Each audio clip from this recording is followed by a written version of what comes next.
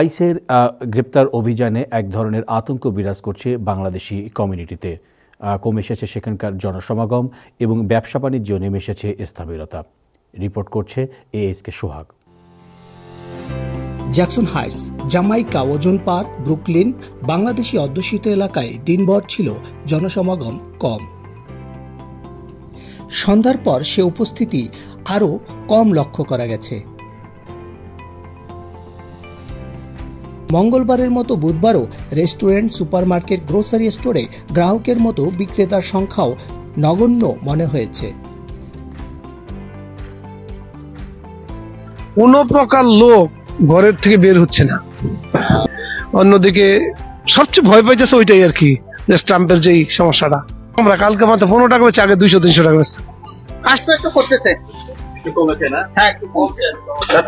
Immigrant কমিউনিটিতে এক ধরনের ভীতি তৈরি হয়েছে। সপ্তাহ ধরে ব্যবসা বাণিজ্যে স্থবিরতা লক্ষ্য করা যাচ্ছে। ব্যবসা 10 ভাগের 1 ভাগে নেমে এসেছে বলে জানিয়েছে স্থানীয় বাংলাদেশি ব্যবসায়ীরা।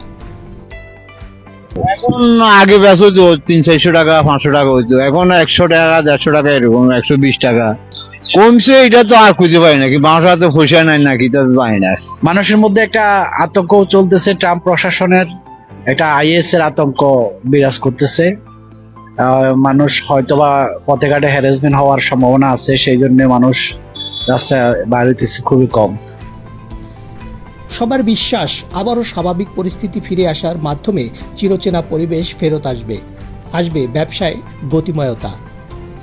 ASK সোহাগ, টাইম টেলিভিশন, নিউ ইয়র্ক।